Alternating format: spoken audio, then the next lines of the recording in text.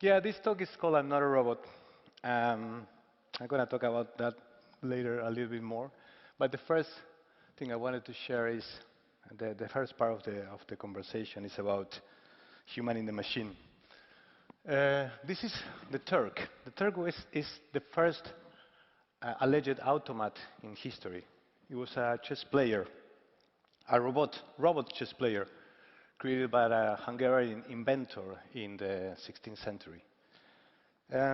So this beautiful thing made the rounds in Europe, playing chess games with the best players at the time, beating most of them, almost most of them, because it also lost some games, which makes it more interesting, and becoming before the blue and before all the robotic AI iterations of a chess player, it became the first robot in history to actually play the game and beat people. Only decades after this thing became famous, it was revealed that the Turk actually was obviously right a trick, and it had enough space inside that was not visible for the rest of the people, and even for people that were scrutinizing the machine, to see that there was actually a small person, chess player, beating all these people using a sophisticated, device of mirrors.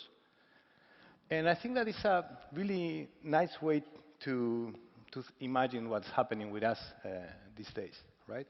I think that we all work in, you could call machines, I work in a really big one in McCann.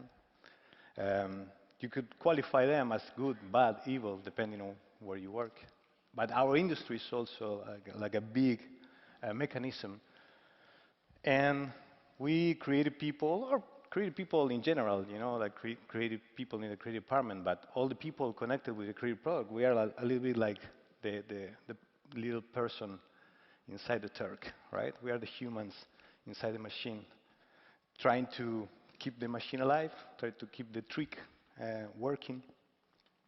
And I think that makes us a little bit like contrarians in a way, right? We work inside this machine, so we try to bring the humanity into these places through ideas and through our character and through the way we work. And I think that quality of being contrarians is a little bit in danger these days, and so necessary at the same time, more than ever. Because, I mean, this is not, first of all, this is not a conversation about AI. It's a conversation about humanity, just disclaimer. But you've been hearing this, right? That you will lose your job to an AI. This is what the internet has been saying for some time. When you got over that and you say, okay, yeah, I'm going to lose my fucking job to AI. Okay, I get it. Then, no, you will lose it to someone. You will lose it to someone using an AI. So once you were over that and say, okay, I'm at defeat, now there is a pressure. No, maybe if you learn to use an AI, you're not going to lose your job. And the thesis of this conversation is actually that you will lose your job if you become the AI. This is what Midjourney, or I don't know who did this, but when you put a robotic version of myself, that's truth well told there. And the thesis of this talk is exactly that. I mean, the danger we are running now, I think, as creative people working in these industries, is to actually lose humanity and to lose the very thing that makes us, different and makes us choosable, makes us interesting, and give life and keep us like as the humans inside the machine. I joined McCann 2 years ago. By the way, this is not a talk about McCann, so don't worry, I'm not here to sell you into McCann. But we're always hiring, just in case. I joined McCann for 2 reasons. The first one was the people, a group of things, the people, the package, the title, all those things. But the most important one for me was actually this line. You know, I'm a copywriter. I still do a lot of copywriting, uh, and to me, words matter, and I buy what I sell, right? I think that that's the curse of creative people. We are naive and we buy what we sell. And to me, truthful told, is the best tagline in our industry by far for an advertising agency or any communications company. But also, it's really close to my heart because what I was trying to do since I started working in advertising, even though I didn't know that, I was trying to find some truth. You know, I've always been a creative director that pushes back when I see ideas like, but is this really true or not?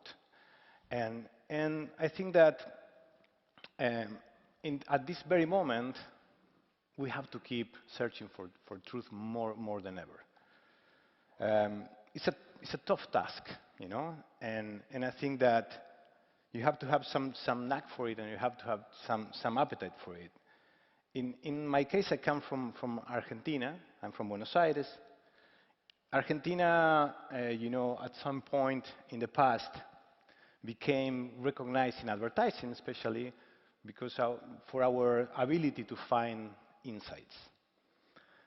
Maybe you remember ads, especially TV ads from the 90s, the 2000s, with amazing insights and storytelling, but based in human truth. A small digression, I think that we became really good at doing that because Argentina is a pretty fucked up country, as you might have heard. You know, our economy is crazy.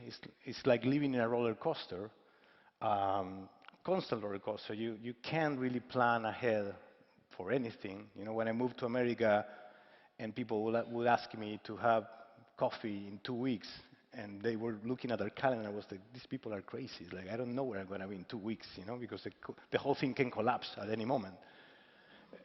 That's the mentality, you know. As a small example of that is like in 2001, maybe you know this, we had 5 presidents it says 2 weeks, it was actually 1 week.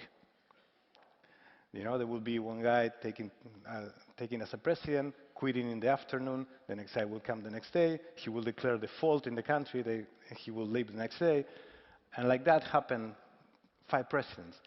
And I think first of all, I think that the world is going a little bit Argentinian, you know, in the last 5 years, so I feel comfortable with the craziness, right? It's like you really don't know what's going to happen. So I'm used to that. I feel good in that situation. But I think that we became really good at finding insights because amid that craziness, you kind of hold on to the things that you know that are not going to change. You know, the things that are going to remain constant. And that's how we became really good at that, you know. And also that helped our ideas to travel, because amid that crisis that originated in 2001, we became a source of creativity for the world. But the way we became that was because our ideas were really Argentinian, but also really universal, because they were based on human truth expressed in the form of insights. I moved to America, and it took me some time to actually find a way to keep doing that there, but probably the most famous piece of work I created is also based on a really, you know, sharp insight, which is the tie ad. You know, like even if every ad shows clothes that are impeccable, well, maybe all those ads are tie ad. So still, it was based on an insight. The mechanism was still working. Maybe in the Super Bowl ad, which is also a little bit of a endangered species these days. The thing is, right now, insights are not enough anymore. We are living a time where anyone has access to media. Everyone can upload something at any very moment, and insights are populating, you know, the internet. And the insights are everywhere. You can scroll your Instagram at any moment, your reels, and you will find a lot of smart insights, a lot of funny things, a lot of great examples of human truth translated into insights. Right? I'm going to show you a small one from an Argentinian content creator that is really funny. Uh, he he narrates every aspect of his life as if he was a football player in the after match interview. You know those interviews where football players look at nowhere, and they keep repeating the same thing. So he does this, bear the subtitles because it's not an easy translation, but you will see that he's talking about his day at the beach. And he says, yeah, we came here to the beach and we put a lot of effort. So it's pretty funny. But ¿Fuiste a la playa, Juan? Sí, yo creo que el balance del día es positivo. La verdad que llegamos muy preparados, clavamos la sombrilla de arranque, creo que eso hizo la diferencia. Nos costó mucho igual, ¿no? Porque el terreno no estaba en óptimas condiciones, hizo que el desgaste sea mucho mayor, pero bueno, una vez que desplegamos la reposera, hizo que podamos encarar el día con mayor tranquilidad. ¿Se bañaron en el mar? Sí, entramos muy metidos, la verdad que lo necesitábamos porque se estaba poniendo pesado. Vino bien el parate para refrescarnos y después volver a tomar sol. La verdad que arrancamos la temporada muy blancos, pero bueno, yo creo que con el correr de los días por ahí vamos a ir tomando un poquito más de color y bueno, el día como hoy, cuando nos olvidamos el protector solar, tener la camiseta bien puesta para después no sufrir en la semana, ¿no? Armaron un castillo. Sí, sí, yo creo que lo logramos con el esfuerzo de todos, cada uno vino para aportar su granito de arena y bueno, tenemos que estar muy orgullosos con el grupo, ¿no? ¿Almorzaron en la playa? Sí, sí, ahí la verdad que son horarios puntuales, la playa es así, ¿no? Acá te compras un chocolate de boca, pero bueno, las vacaciones son largas, así que tendremos tiempo para trabajar y no volver a cometer el mismo error. ¿Van a ir a otra playa mañana? No, yo creo que acá nos sentimos muy cómodos, hizo sentir el cariño de la gente, así que de a poquito iremos encontrando. so you get the point. In a previous life, something like that could have been the result of an agency working on a beer campaign, a beer that is sponsoring football. So, you would do an ad with a guy that is so, like fixated with football that he speaks like this, but the beer is, it's a campaign that would have taken 2 months of development, at least in Argentina at the time. And you would have like 3 examples or 4 or 5. Now, this is today uploaded, tomorrow a different one, right now in 5. So I'm not saying that we cannot do this, but we have to do much more than this if we actually want to remain. There's another aspect that is important right now, and a reason to keep searching for truth, which is the advertising space doesn't exist anymore. We used to live in a place where the advertising space gave us a sort of invisible contract with the audience. So people knew that the burgers were not like they were in the ads, right? Like you knew that the burger wouldn't look like that. But there was a contract with the TV. You say, okay, I understand. This is an ad. When I go to the burger place, the burger will look like shit, but I'm fine. I connect my brain to the one I saw on the TV. That doesn't exist anymore. Everything is together. So we need to get better at finding truth, more than ever. Is what we do, is what we are good at, what we were good at some point, and what we have to double down. For brands, that truth is a theme of the book. What is the title in the book? To me, is the truth. In the case of MasterCard, for example, the name of the book is there are things that you cannot buy with money. There are things that are priceless. And when you find a truth like that, you can execute it like they executed 25 years ago when it was first launched. But because that truth keeps evolving, you can then, execute it in a way where what doesn't have a price is the possibility of find a home in a situation of war. So it's about financial inclusion. And if you keep evolving that, the truth remains and the truth is still relevant, you can execute it in a way where you bring back the meaning of priceless in a different manner. No? I'm going to show you a small video about that now.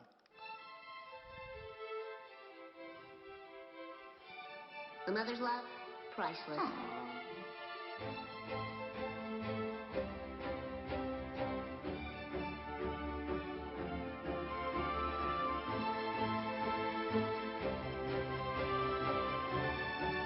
England to play in the European Championship final.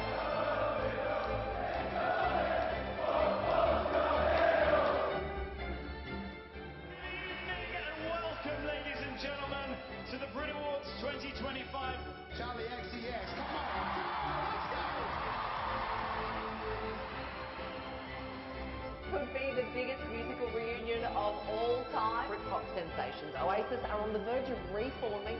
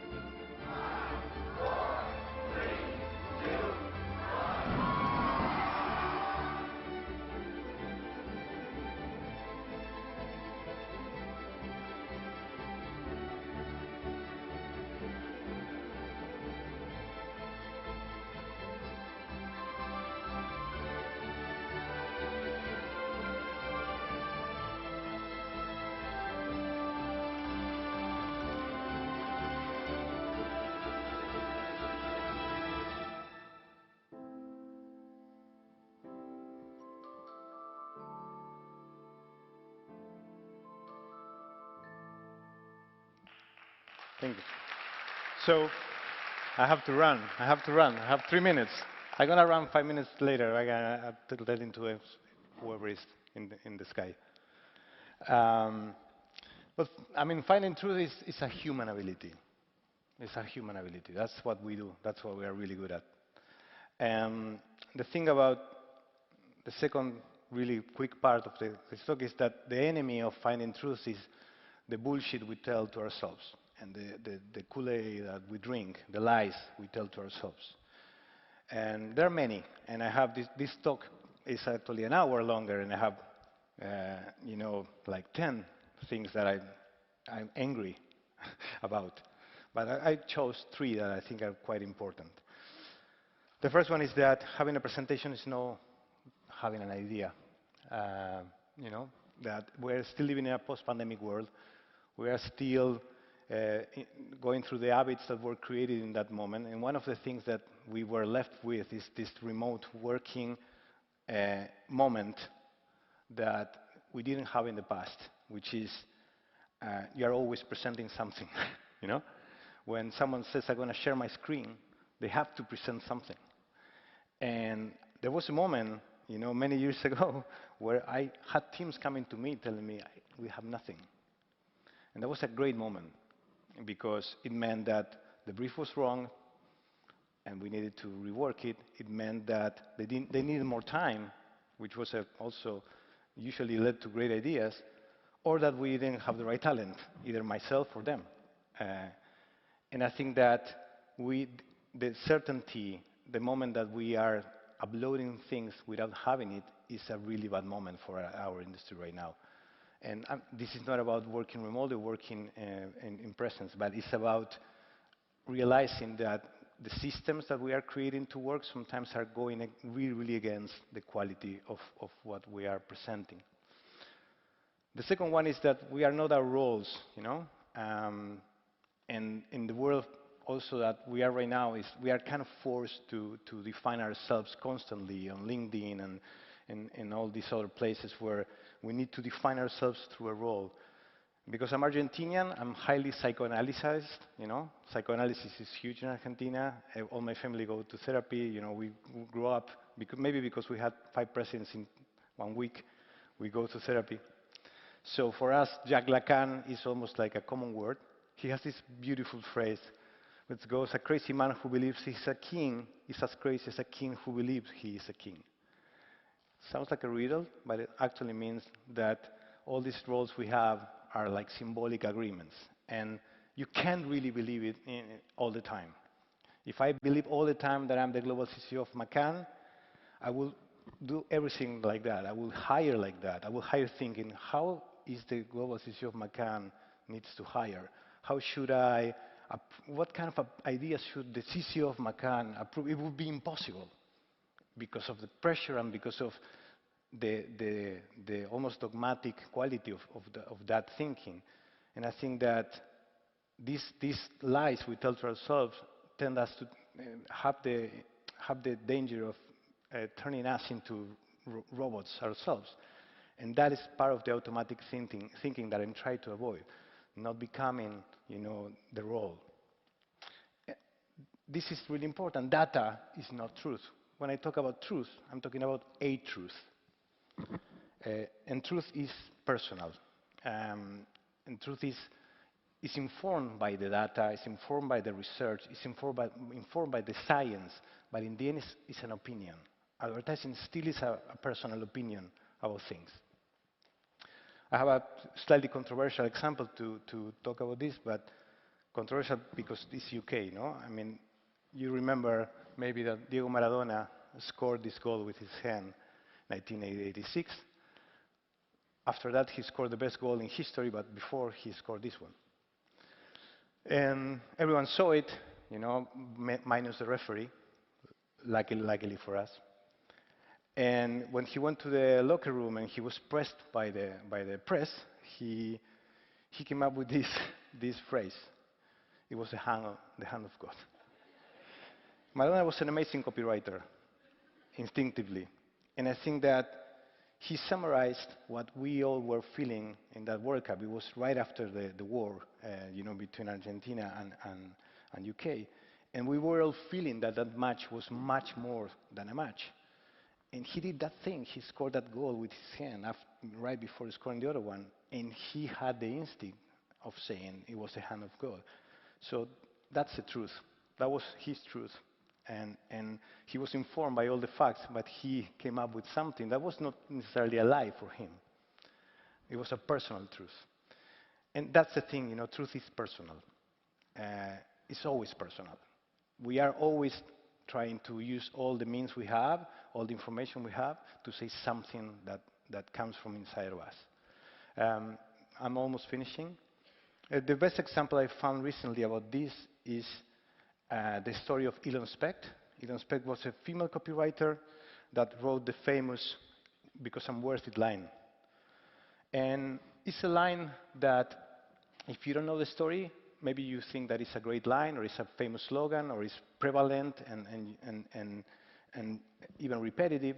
But when you learn the story, you know that she was actually embodying that line with her life. And the moment she came up with that line was a moment where she was fighting against the male domination of the creative department. She was fighting against, against people that were telling her how to do her job or how to do beauty advertising. And so that line was much, much more than a line for her. It was a personal opinion based on all those things that she was living through and all the information she had. We did a really beautiful documentary about it. You can check it on Prime, but I'm going to play you something that tells the story in 2 minutes.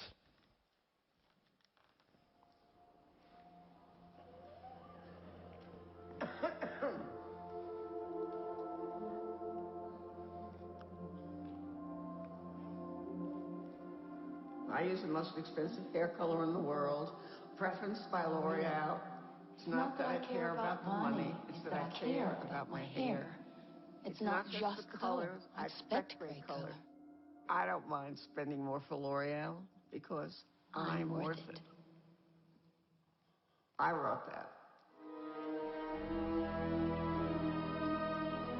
The new documentary short titled The Final Copy of Elon Specht, who coined L'Oreal's iconic "Because I'm Worth It" slogan. In the 60s, the ads were often made from a male point of view. We were given an assignment, L'Oreal. They wanted a campaign. The agency insisted on a male voiceover. She uses the most expensive hair color in the world, preferenced by L'Oreal. It was wrong. I was feeling angry. I'm not interested in writing anything about looking good for men. Fuck them. Actually, I don't mind spending more for L'Oreal because I'm worth it. It's a 4-word feminist manifesto. I'm worth it. I'm worth it. I'm worth it.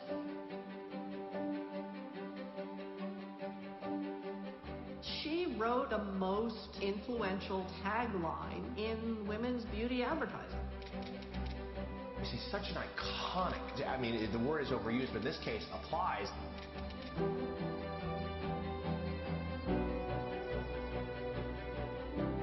Before watching this beautiful film, I didn't actually know very much about the feminist origins of the slogan.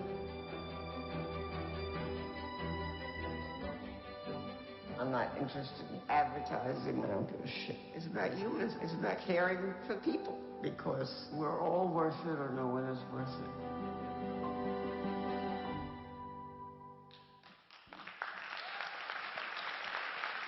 So, thank you. I really have to run. So I want to leave you with this. You know, the contrarian idea from the beginning, when we are asked by our own computers at home if we are humans, to me that's outrageous, you know? And I think that that's part of what we need to keep doing. We need to outrage. We need to be the humans inside a machine. So when we are asked this question, we need to be certain we are sure that we can answer that we are not, okay? Thank you.